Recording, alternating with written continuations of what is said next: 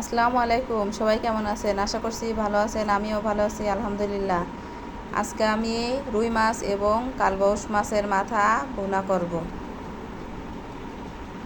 আমি মাথা দুটোকে প্রথমে একটু লবণ, হলুদের গুঁড়া, মরিচের গুঁড়া এবং সরিষার তেল দিয়ে মেখে রাখছিলাম।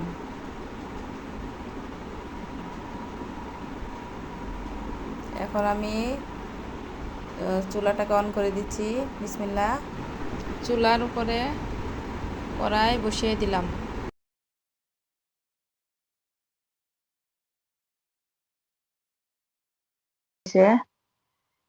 এখন আমি এখানে দিয়ে দিচ্ছি মেখে রাখা মাথা মাছের।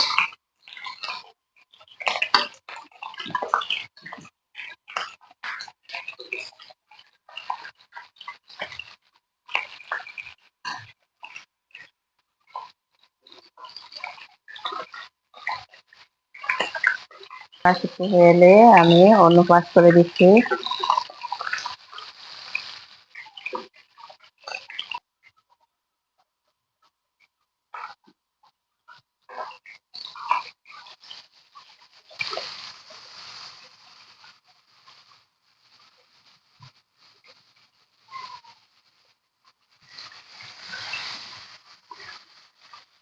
এবার জালটাকে একটু কমে দিচ্ছি।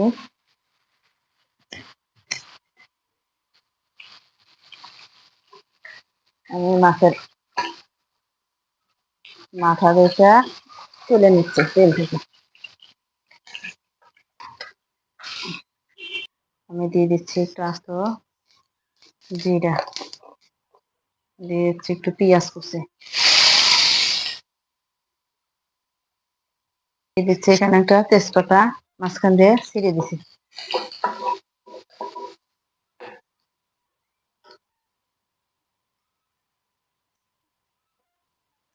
আমি দিচ্ছি রসুন বাটা, দিচ্ছি হাফ চামচ আদা বাটা,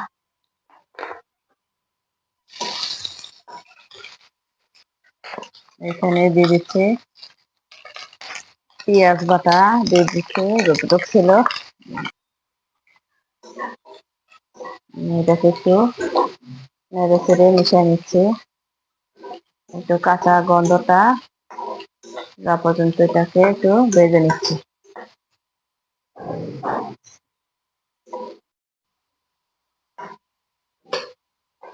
আমি এখানে মশলাটা কষানোর জন্য দিয়ে দিচ্ছি একটু পানি, দিয়ে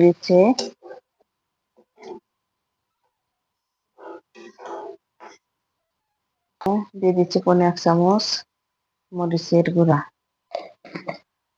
দিয়ে দিচ্ছি হাফ চামচ হলুদের গুঁড়া, দিয়ে দিচ্ছি 1 চামচ ধনিয়া গুঁড়া, দিচ্ছি হাফ চামচ জিরার গুঁড়া, দিয়ে দিচ্ছি সামান্য পরিমাণ গরম মশলার গুঁড়া, পনে 1 চামচ লবণ। মশলাগুলোকে আমি একটু নেড়ে চেড়ে ভালো করে কষিয়ে নিচ্ছি।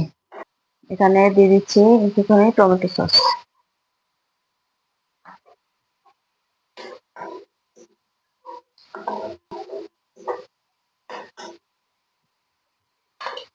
এখানে দিয়ে দিচ্ছি পরিমাণ মতো ঝোল।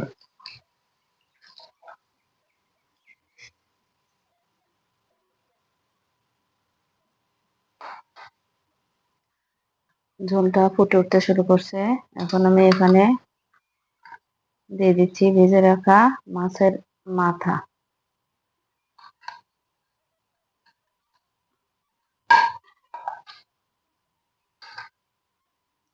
এখন আমি ঢাকনা দিয়ে ঢেকে দিচ্ছি।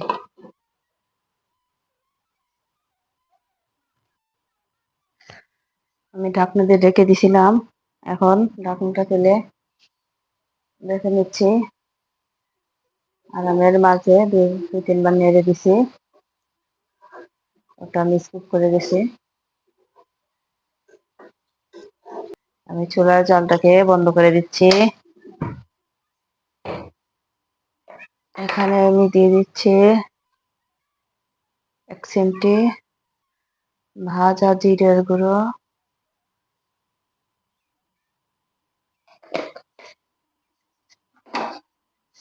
আমি 2-3 মিনিটের জন্য এটাকে দমে রাখছি।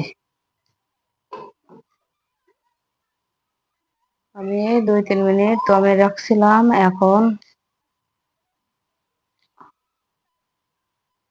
নামিয়ে দিচ্ছি। এখন আমি মাছটাকে নামিয়ে দিব।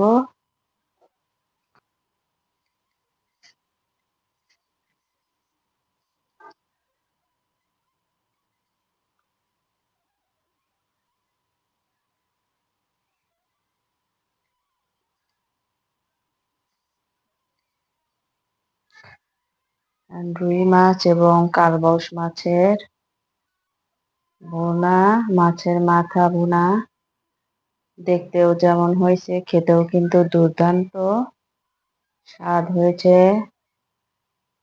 আমি আশা করছি আমার এই মাছের মাথা ভুনাটা আপনাদের কাছে ভালো লাগছে। আমার এই রান্নাটা যদি আপনাদের কাছে ভালো লেগে থাকে তাহলে অবশ্যই আমার চ্যানেলটাকে সাবস্ক্রাইব করবেন, এবং একটা বিশেষ অনুরোধ, আমার এই ভিডিওটি সম্পূর্ণ দেখার জন্য বিশেষ অনুরোধ করছি। আজ এখানে শেষ করছি। আল্লাহ হাফেজ।